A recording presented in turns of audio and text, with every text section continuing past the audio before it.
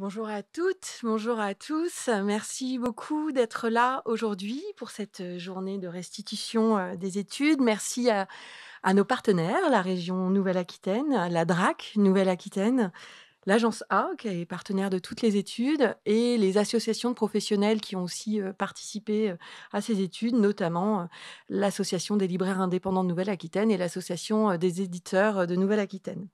Je remercie aussi les prestataires et tous les professionnels qui ont justement contribué à ces études et fait partie des comités. Je remercie l'équipe d'Alca. Merci pour ces études. L'équipe qui a animé, participé et directement ou indirectement contribué à ces études. Nous présentons aujourd'hui, comme le vient de le dire Géraldine, 4 études menées tout au long de l'année. Plusieurs facteurs expliquent la raison pour laquelle il a été décidé de mener ces études. Le premier facteur, c'est celui de l'ancienneté des précédentes études. Les précédentes dataient, commençaient à dater dans chacune des ex-régions. La plus récente était de 2015, mais la plus ancienne était de 2010.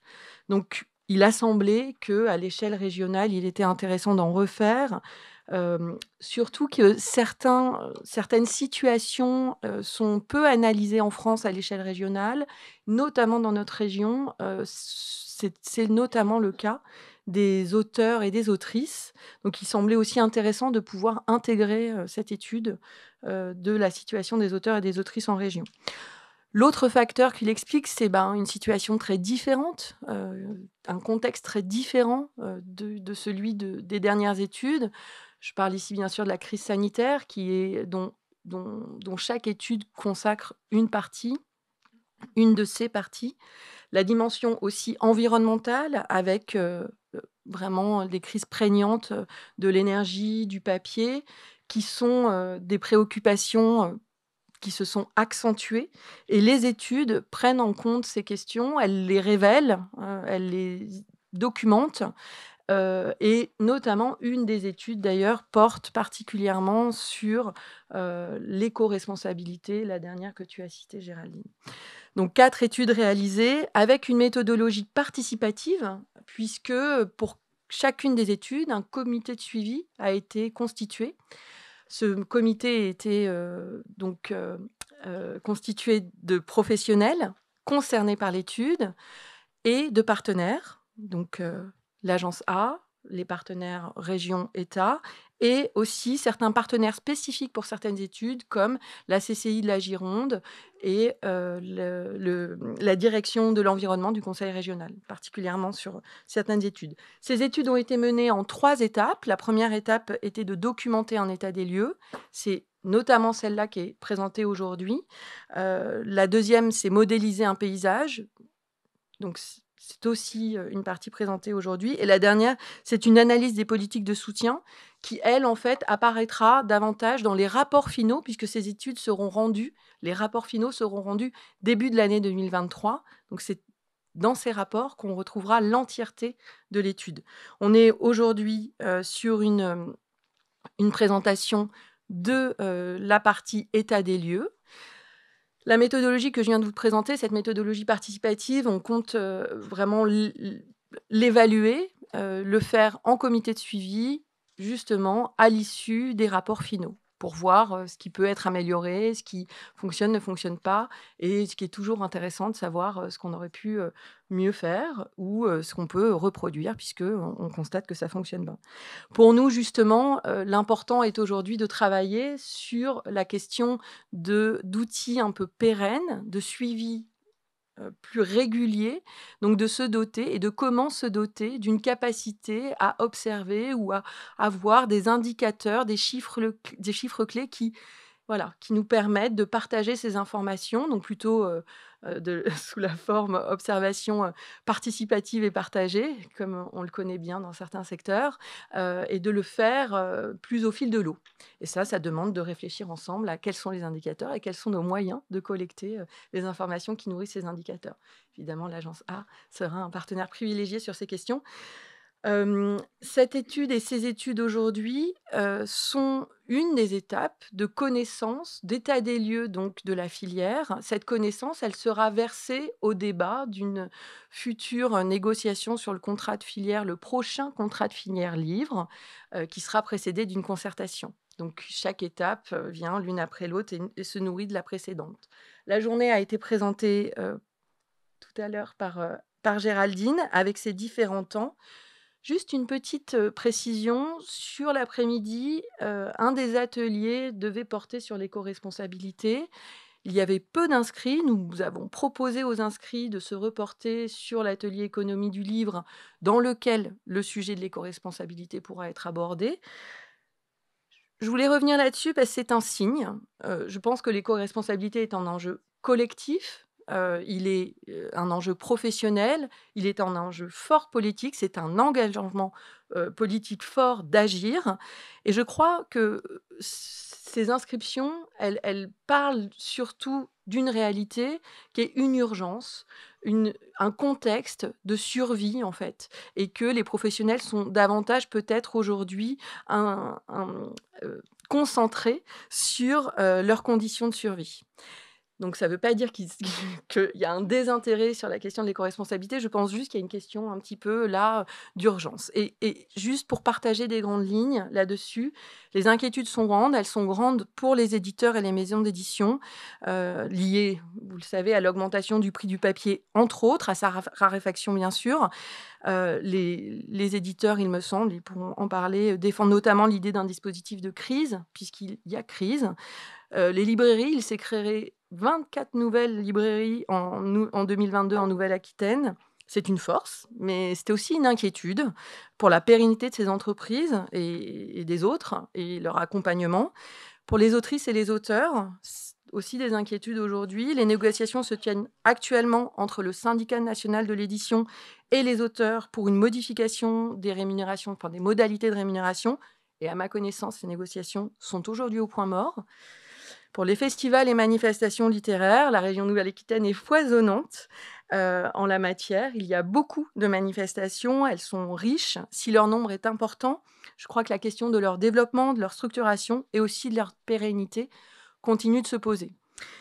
Ces études sont précieuses, elles nous apportent des précisions sur ces situations, elles les documentent de manière à ce qu'on puisse justement, sur cette base, co-construire des dispositifs de soutien et d'accompagnement qui soient plus justes, plus pertinents et plus adaptés. Donc, je laisse maintenant la parole à mes partenaires.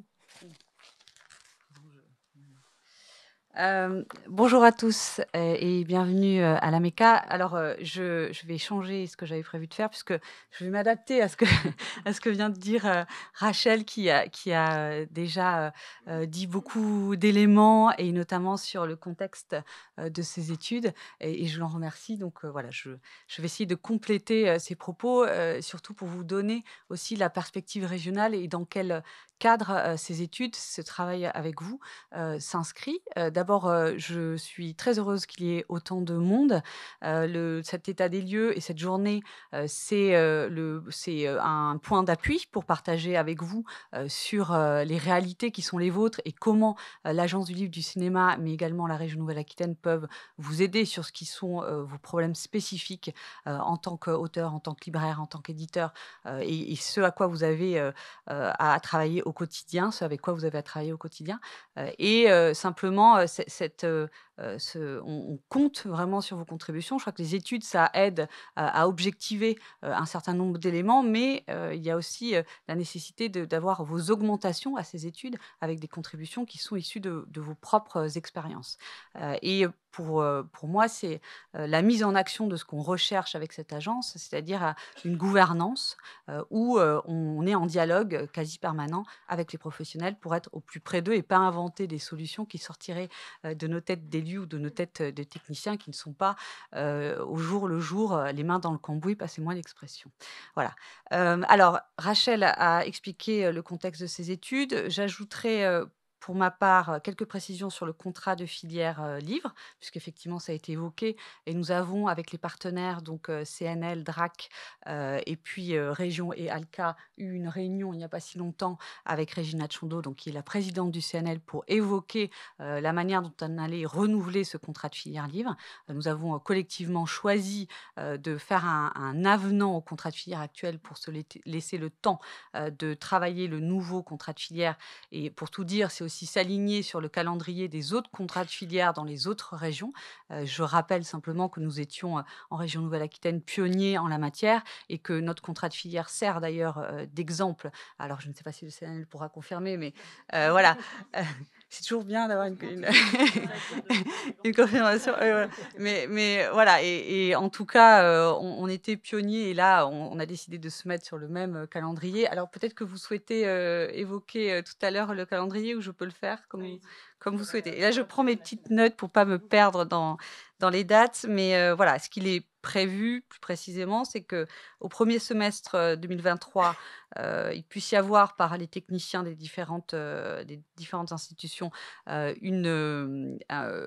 approfondissement, et une exploitation des études, un peu plus forte, avec une écriture d'un avenant donc pour, l'année 2024, pour pouvoir couvrir l'année 2024 en attendant le renouvellement et qu'à mi-semestre, donc mi-semestre, du 1er semestre 2023, les techniciens puissent rencontrer les réseaux, donc l'AENA, la LINA et les auteurs, afin d'évoquer justement ce nouveau calendrier et la méthodologie de travail. Ensuite, nous aurons en juin 2023 le vote de l'avenant. En septembre 2023, nous lancerons, et c'est là peut-être une date à retenir, les premières concertations, avec les professionnels. Et donc ce sera un pilotage en binôme avec, l'Agence du livre et la région. Ensuite, ces concertations dureront jusqu'au 1er semestre 2024, date à laquelle on commencera à écrire le nouveau contrat de filière. Voilà et l'adoption, est prévue soit en octobre, soit en novembre, pour ce qui concerne la région Nouvelle-Aquitaine. Voilà, c'est pour vous donner un petit peu, le calendrier de cette concertation. Mais alors, au-delà du contrat de filière, une des études porte sur les festivals et sur les manifestations littéraires, et il se trouve que à la région Nouvelle-Aquitaine, nous soutenons et ça a été dit par Rachel, un certain nombre de festivals. En l'occurrence, je crois qu'on soutient à peu près 336 festivals, pour un budget de plus de 6 millions d'euros, largement plus de 6 millions d'euros. Donc c'est une intervention, qui pèse, évidemment pour nous. Alors pèse pas dans le sens où c'est du poids, c'est simplement que ça nécessite, effectivement beaucoup de mobilisation et c'est un axe important de notre politique, publique en matière culturelle. Et nous avons décidé, et là, les raisons vous les connaissez, c'est évidemment celle de la pandémie, mais c'est aussi celle, d'un certain nombre de phénomènes de concentration, ces secteurs industriels, des industries, culturelles et créatives, de revoir, de réfléchir à la manière dont nous intervenons sur les manifestations et les festivals. Et c'est aussi évidemment, la question, de la transition écologique, puisque, vous avez vu comme moi je pense, les études, toutes les questions qui portent sur, l'impact carbone, des manifestations, le transport des publics et cetera. Donc, on cette étude-là, spécifiquement sur les manifestations littéraires, viendra nourrir aussi cette réflexion un peu plus large, sur la manière dont la région intervient, vis-à-vis des festivals. Autre, sujet que viendra nourrir, ce travail avec vous, ça a été évoqué par Rachel et je ne savais pas qu'il y avait eu peu de candidats, pour, ce groupe de travail sur la transition écologique. Je crois que Rachel a livré une analyse, sans doute pertinente sur les raisons, à savoir que peut-être que vous avez d'autres urgences et d'autres sujets de vulnérabilité ou de fragilité, que vous souhaitez aborder. En tout cas, du côté, de la région et de la direction de la culture, nous avons lancé, un travail qui est un travail sur, une feuille de route pour la transition écologique. Simplement, il s'agit de savoir comment, à l'échelle de notre politique, nous pouvons prendre notre part, dans, le fait de décarboner, le secteur culturel et on sait que ce n'est pas la culture qui a l'impact carbone le plus fort, mais vu l'urgence, et Rachel l'a très bien dit, il nous faut chacun prendre notre part. Alors on a, pour tout vous dire, pour, un peu commenter ce sujet-là, il y a à la fois, des aspects techniques, comment on peut aider à ce que des salles de spectacle génèrent moins d'impact carbone avec, par exemple, de l'équipement projecteur LED, etc. Donc, tout un tas de sujets qui relèvent, on va dire, de solutions techniques que nous pouvons accompagner et savoir comment on peut le faire. Et puis, il y a un autre sujet qui, je ne vous le cache pas, est un peu plus flou, qui est comment les arts et la culture peuvent participer à renouveler les imaginaires. Et je vous le livre là parce que c'est simplement une réflexion qui aujourd'hui nous occupe. On sait qu'on est attendu là-dessus, on nous questionne. Moi, j'ai des collègues qui justement sont en charge de la transition écologique, qui sont très en attente de savoir comment les établissements culturels, comment les politiques publiques, les collectivités territoriales, le ministère de la Culture peuvent s'emparer de cela. Je ne vous cache pas que c'est une ligne de crête qui est tout sauf simple, puisqu'évidemment, pour nous, il est inconcevable d'être ingérant vis-à-vis de la liberté d'expression et de création des artistes, par exemple. Voilà, c'était un peu pour partager avec vous ce qui nous occupe et ce sur quoi nous travaillons dans le cadre de cette nécessaire transition écologique. Et un dernier mot, Rachel l'a évoqué au sujet de la dynamique sur la création de librairies, par exemple. Ça me fait un bon point d'appui pour vous parler du contrat de filière dédié à la formation professionnelle dans le secteur culturel qu'on est en train de travailler avec un objectif d'adoption de ce contrat fin 2023. Puisque, à l'occasion des échanges que nous avions eus, notamment avec la présidente du CNL, a pu être évoqué le fait qu'il y avait des nouveaux profils, par exemple, dans les libraires, des personnes qui ont des parcours un peu plus atypiques que des parcours classiques pour arriver justement à cette volonté de création d'entreprise et de librairie.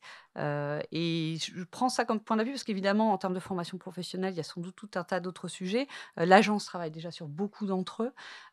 Mais pour que vous l'ayez en tête, en tout cas, nous, on est en train de travailler cela puisque la région, de par les compétences qui nous sont conférées, peut coordonner et piloter ce qui relève de la formation professionnelle.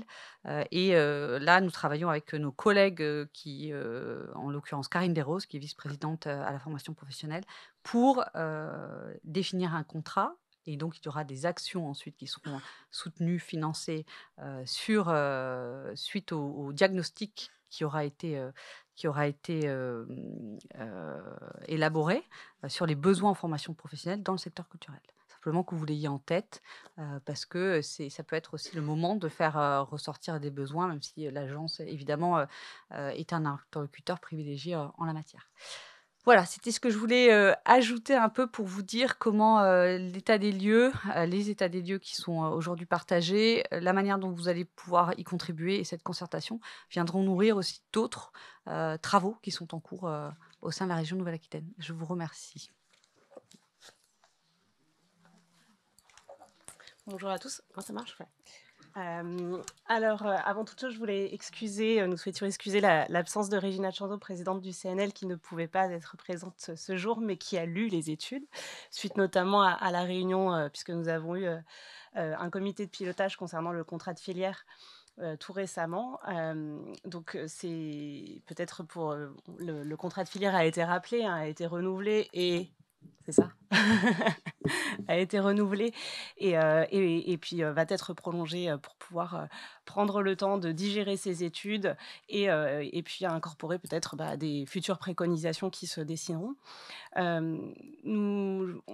Nous voulions signaler quand même tout l'intérêt du CNL dans ces études parce que si le CNL accompagne depuis 2014 les régions et les DRAC dans des contrats de filière pour pouvoir être sur du soutien adapté et puis conjoint et coordonné avec les partenaires régions et DRAC, et si l'expertise du CNL peut être reconnue du point de vue technique des dossiers, en revanche, nous ne pouvons pas avoir toute la subtilité des territoires et connaître parfaitement les dynamiques en place, comme peuvent le faire nos partenaires DRAC et régions. Donc, pour le CNL, ces études sont importantes. Et d'ailleurs, s'il s'agit là d'une recommandation de l'évaluation que nous avons, qui a été menée sur notre politique de contractualisation, qui a été menée donc en fin 2020 et début 2021, une évaluation portée par un cabinet qui faisait remonter plusieurs choses. La première était que finalement, ces conventions territoriales étaient précisait peu des objectifs territoriaux, c'est-à-dire qu'elle précisait des objectifs généraux sur la filière, mais sans les décliner au niveau territorial, en posant au préalablement un diagnostic, en fait, et un état des lieux de la filière en région. Donc, la première des recommandations de cette évaluation était justement de pouvoir porter en amont de la signature des contrats de filière ou conventions territoriales, on les appelle un peu différemment selon les années, était de pouvoir poser des diagnostics, en fait, au moment aussi de la négociation. Et donc nous entamons là, puisque nous sommes, donc suite à cette évaluation de l'année dernière, dans toute une phase de renégociation de tous les contrats de filière avec l'ensemble des régions. Nous sommes dans une phase aussi où nous posons des diagnostics avec l'ensemble des partenaires. Alors, ces diagnostics ne prennent pas, là, la forme aussi aboutie, d'études qualitatives, comme cela peut être le cas pour la région Nouvelle-Aquitaine, mais nous permettront, voilà, après, de pouvoir, soit réadapter les règlements, les affiner, mais surtout aussi, alors ça, c'est de manière générale pour l'ensemble des partenaires, puis du point de vue du CNL, de pouvoir, adapter aussi et de pouvoir enfin, de pouvoir prendre, en considération des dynamiques territoriales, des spécificités pour pouvoir, derrière être dans une lecture des dossiers, différenciée en fait par rapport à nos dispositifs nationaux. Parce que c'est bien l'idée des conventions territoriales, c'est d'être, sur un un accompagnement, qui a des circuits différents, qui a des objectifs différents des dispositifs nationaux. Voilà, donc c'était signaler cet intérêt pour les diagnostics, signaler cette dynamique, qui est entamée au niveau national, et si en effet, le contrat de filière Nouvelle-Aquitaine est souvent cité en exemple, c'est également parce que cette évaluation a pointé a signalé plusieurs éléments, mais l'élément aussi que je retiendrai, c'était le fait que, historiquement, le CNL, dans ses contrats de filière, s'est engagé pour le soutien, à la librairie, en fait, et à l'aménagement culturel du territoire par la présence des librairies sur les territoires. C'était vraiment, l'engagement CNL portait sur les librairies, et l'ensemble des recommandations, signalaient que ça ne pouvait être, le cas si on s'impliquait pas davantage aussi sur les autres maillons de la chaîne via les conventions territoriales, et notamment a été posée la question des auteurs, dans une dynamique de présence et de rencontre des auteurs avec les territoires et les publics, qui rejoignait parfaitement aussi l'objectif, de la mandature de notre présidente Régina Chandon, à savoir l'élargissement du lectorat. Or, sur ce domaine, depuis 2018, nous accompagnons dans le cadre du dispositif compagnonnage la démarche de la Nouvelle-Aquitaine pour la présence des auteurs et le développement de projets, touchant directement les publics et les territoires. Et je dois dire que nous nous inspirons très fortement de ce dispositif et de cette dynamique, là, actuellement, dans le cadre des négociations avec, l'ensemble des régions. Voilà, donc en effet, on est sur plutôt un modèle que nous souhaitions, renouveler avec, et en tout cas, ou sans le dupliquer complètement, mais en tout cas le proposer à de nombreuses régions. Voilà, je voulais également, du coup, remercier l'ensemble des partenaires, puisque dans cet accompagnement, pour bien comprendre ce qui se joue sur vos territoires, les collègues de la région, de la DRAC et d'ALCA sont très précieux pour, les techniciens du CNL. Et puis remercier ALCA pour, l'ensemble de la coordination de ces études, les très nombreux comités techniques et de pilotage qui se sont portés sur les 4 études, et l'organisation, l'articulation que vous avez, toujours, défendu en accord, enfin voilà, en parfaite, transparence et coordination avec les partenaires du contrat de filière. Merci.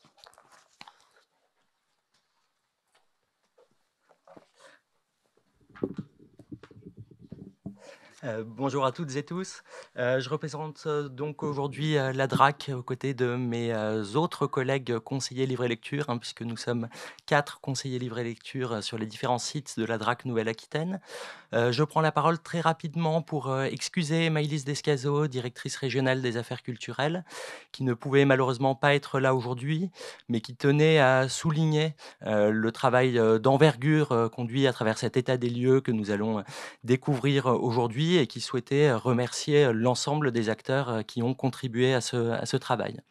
l'intervention de la DRAC dans le domaine du livre et de la lecture, qui consiste donc à déployer en région la politique du ministère de la Culture, concerne l'ensemble de la chaîne du livre. Et donc, c'est évidemment extrêmement précieux pour nous de pouvoir bénéficier d'outils de connaissances fins et actualisés sur les acteurs de la chaîne du livre dans la région, sur leur situation, sur les enjeux auxquels ils sont confrontés. Et c'est extrêmement important pour nous que cette connaissance porte sur l'ensemble des maillons de la chaîne. Donc nous nous réjouissons aujourd'hui de l'aboutissement de cette démarche vraiment panoramique d'état des lieux qui a été conduite, et nous nous réjouissons également du succès de la journée d'aujourd'hui, dont témoigne votre présence très nombreuse, trop nombreuse presque au vu des difficultés à trouver des places à cette heure, et qui témoigne, je pense, de l'importance pour chaque acteur d'avoir une connaissance de l'ensemble de la filière et de la chaîne du livre. Il me semble par ailleurs que le travail partenarial que nous avons évoqué, qui a présidé à ce travail d'état des lieux, est le signe d'une volonté de l'ensemble des institutions qui sont présentes devant vous aujourd'hui d'articuler au mieux leur intervention pour répondre aux besoins de la chaîne du livre et dans une démarche collective pensée auprès des acteurs et au plus près d'eux. Ça a également été dit, mais je tenais à le souligner. Cette dynamique d'intervention concertée, elle se traduit très concrètement à travers le contrat de filière dont nous avons déjà parlé, qui nous permet d'être présents à travers un certain nombre d'aides et d'accompagnements que nous souhaitons voir évoluer le plus finement possible. Et c'est tout l'intérêt de disposer d'une étude et d'un état des lieux comme celui que nous avons découvrir pour le faire le plus pertinemment possible. Donc, je souhaitais au nom de la DRAC remercier l'ensemble de nos partenaires dans cette démarche, la région Nouvelle-Aquitaine, le Centre national du livre, évidemment l'ALCA et ses équipes qui ont été à la manœuvre sur la conception de ces études, l'INA, AENA, l'Agence A. Remercier les prestataires avant de leur laisser la parole, mais je souhaitais surtout remercier tous les acteurs, auteurs, autrices, éditeurs, éditrices, libraires, imprimeurs, porteurs de manifestations littéraires, et j'en oublie certainement et je m'en excuse, qui ont pris du temps pour participer à des entretiens, pour répondre à des enquêtes, pour fournir des données. Nous savons l'investissement que cela exige de vous au milieu de toute votre activité, mais nous sommes convaincus de la nécessité et de l'intérêt de cette matière pour poursuivre ensemble cette réflexion sur les meilleurs accompagnements possibles. Et donc, nous nous réjouissons de cette participation nombreuse et nous vous en remercions encore. Voilà, je vous souhaite une très bonne journée pour découvrir ensemble toute cette matière et je vous remercie encore.